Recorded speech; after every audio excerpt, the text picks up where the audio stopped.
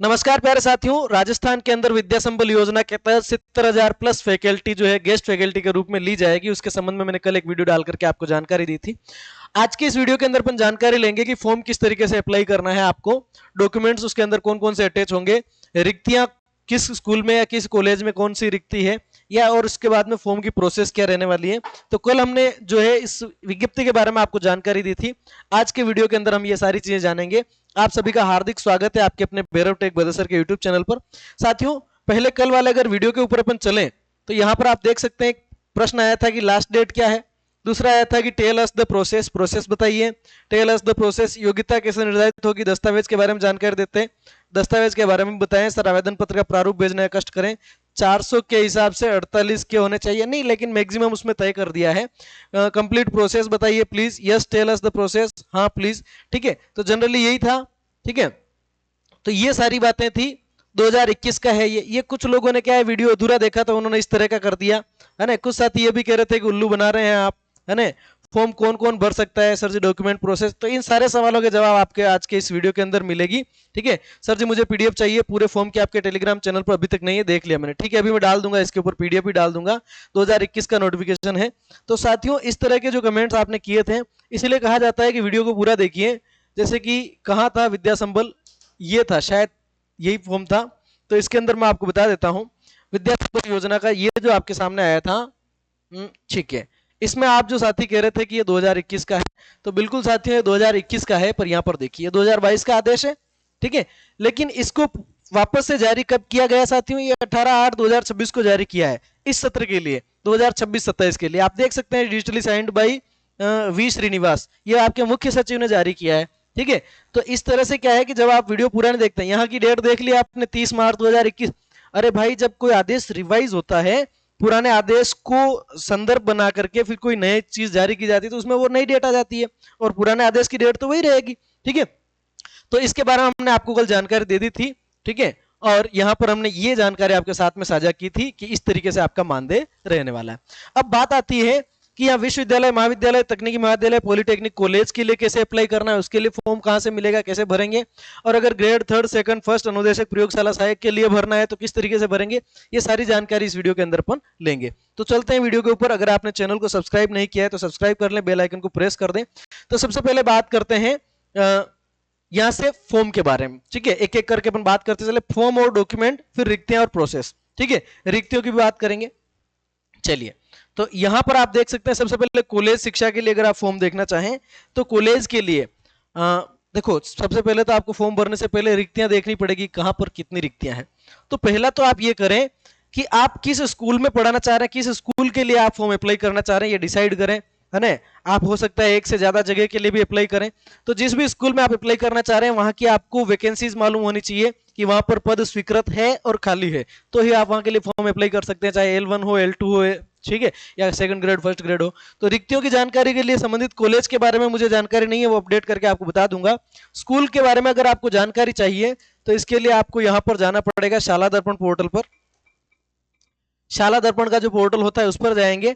ठीक है, या तो आप संबंधित स्कूल में, सीधा तरीका तो यह है कि आप संबंधित स्कूल में चले जाएं और वहां के प्रिंसिपल सर से कंप्लीट जानकारी ले लें कि सर मैं जो है इस योजना के तहत यहाँ पर पढ़ाना चाह रहा हूँ, अब मेरे को जो है यहाँ पर कौन कौन सी पोस्ट खाली है, क्या प्रोसेस रहने वाली, फॉर्म वगैरह, तो आप वो सारी जानकारी आपको दे देंगे।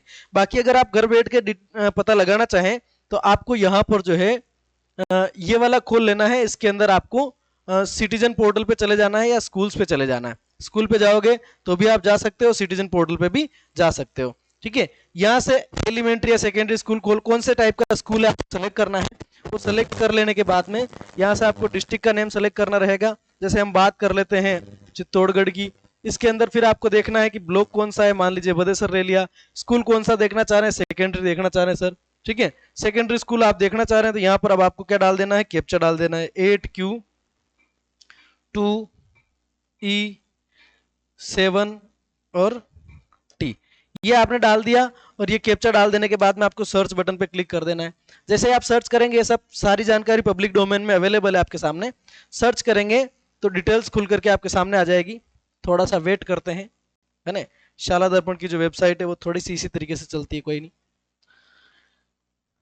ये देखो, यहां पर ये आपके सामने स्कूल्स की लिस्ट खुल के आ गई है। ठीक है, ये स्कूल्स की लिस्ट खुल के आ गई।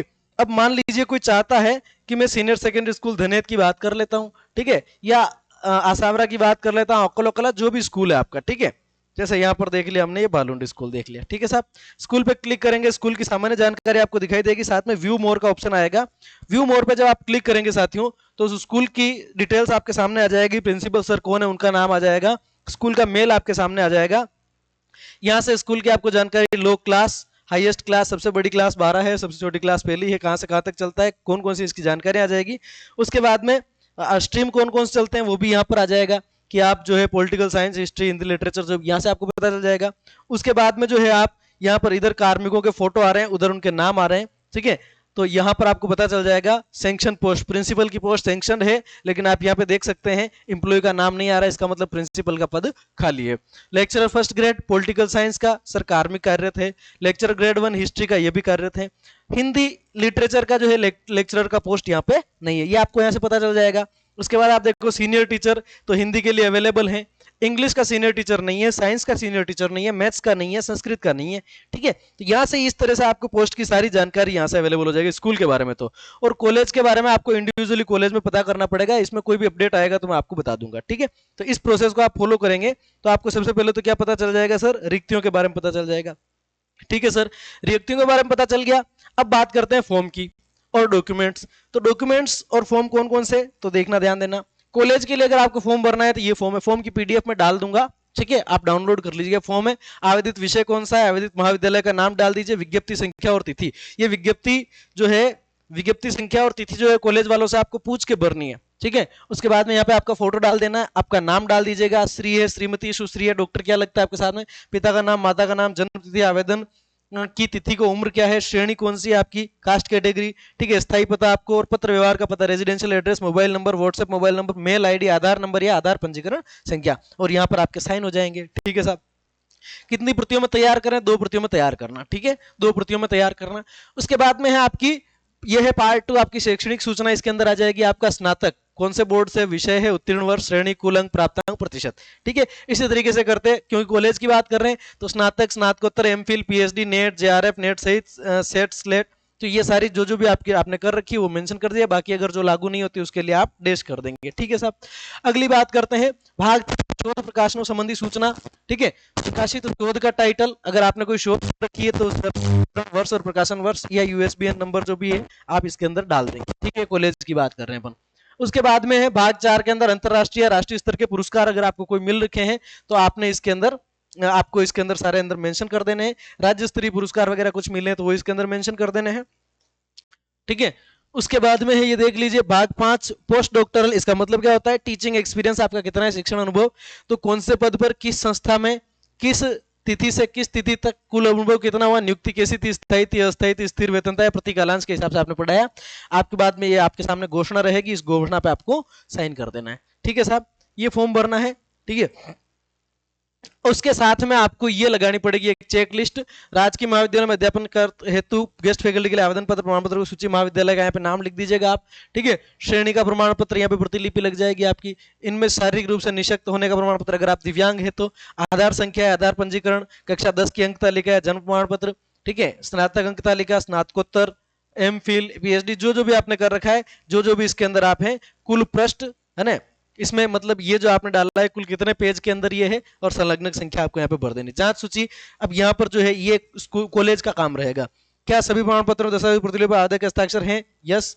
क्या फोटोग्राफ पर आवेदक के हस्ताक्षर हैं? नहीं, मतलब ये आवेदन का ही है, आवेदक का ही है। इस तरीके से आप इसको भरेंगे, और भर लेने के बाद में चलिए ये हो गया आपका कॉलेज का, इसकी पीडीएफ में आपको अवेलेबल करा दूंगा। अब बात आती है स्कूल की। ठीक है, अब बात आती है स्कूल की, तो स्कूल के अंदर कौन कौन से पोस्ट थे अभी मैंने आपको बताया था साथियों।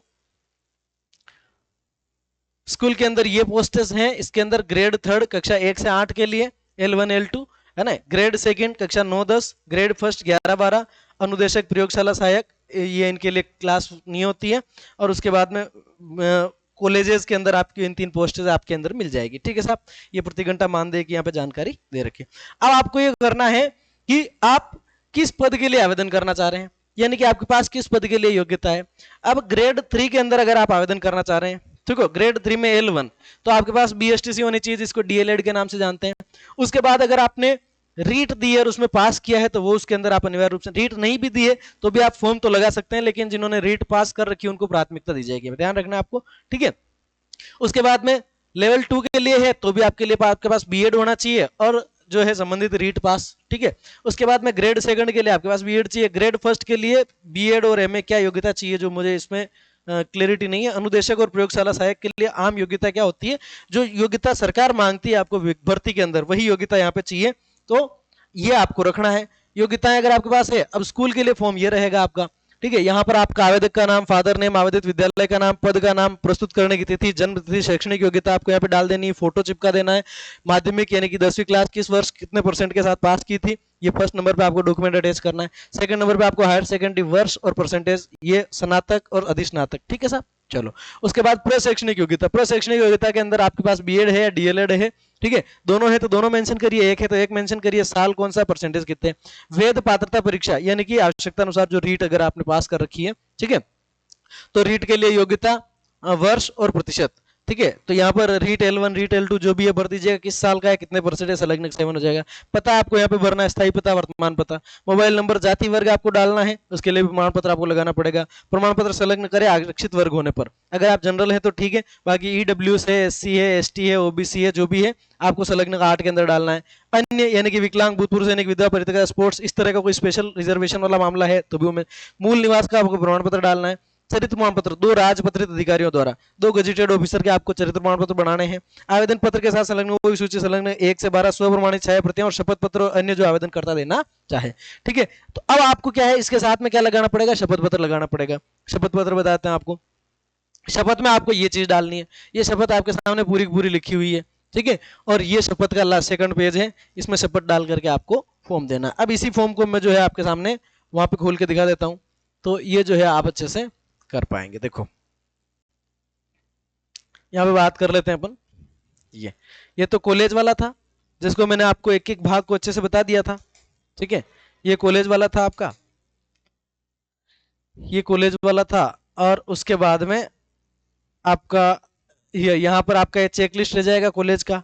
उसके बाद बात करते हैं अपन स्कूल की।